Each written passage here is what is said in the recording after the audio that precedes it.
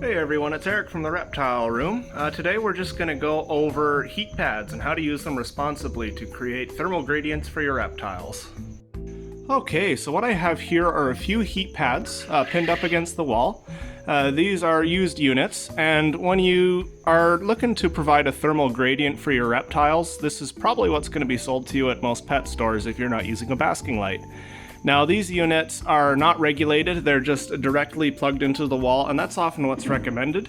A lot of the times at big pet stores they won't even really be familiar with what a thermostat is. So it's important to make sure that these are controlled, because if I take my surface temperature reading gun here and I take a look at this one, I'm clocking in a little over 100 on the hottest spots. That's not terrible, that's not necessarily dangerous per se, but it is warmer than most reptiles that will be reliant on a heat mat are looking for. And if I look at this one over here, you can see same kind of thing. I'm clocking a little over 100, this one's a little bit warmer, not ideal. And if I look at this warpy one in the middle, this is where you start running into trouble. I temp this, I've just hit 140 on there. These are really high temperatures that can actually injure your animal as well. Especially with snakes, they don't have very sensitive bellies because they're moving around on them. And they don't want to burn themselves on their bellies. So they might warm up on this and literally cook themselves.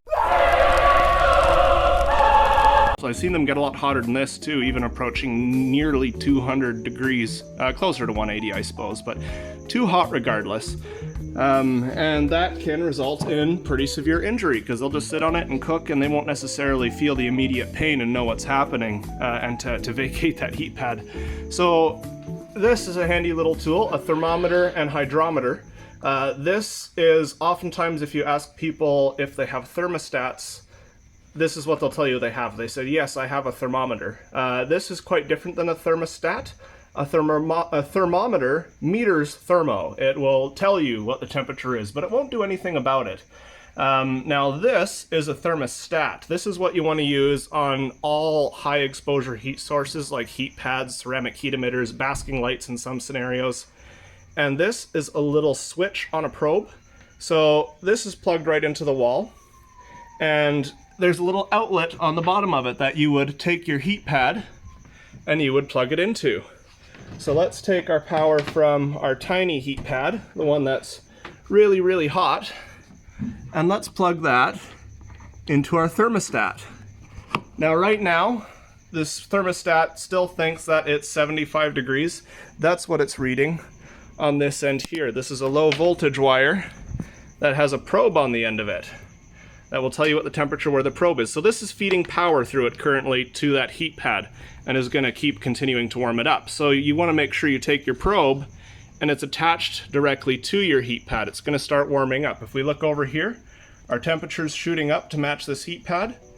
And once it hits, I have it set to 90 degrees, which is where you want like a heat pad for a ball python or something like that. You see this is climbing, climbing, climbing, climbing, climbing, climbing. It's getting there. The probe will take a little bit longer to warm up than the pad itself, obviously. Oh, we're just going to stop right there. I guess not. Let's keep going. And we are almost there, and there goes the relay. Okay, almost. I guess I set it just a smidge higher than 90. There it is. There goes the relay. So that little light that says heating there went out. That indicates that there is no longer power going to this pad. And what's going to happen is this pad is going to cool down to about 89 degrees, and then it's going to give power back to the pad so it can start warming up again. And what it's going to do is prevent this pad from getting 140 degrees. It's going to keep it more or less at the temperature you have it set at.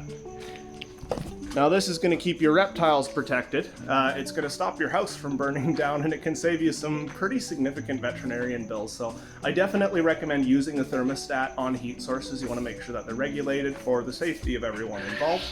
They can be a little pricey. Some of the really high-end thermostats especially are pretty pricey out the front gate, but cheaper than an accident. Anyways, that's it for today, guys. Thanks for tuning in, and we'll see you next time.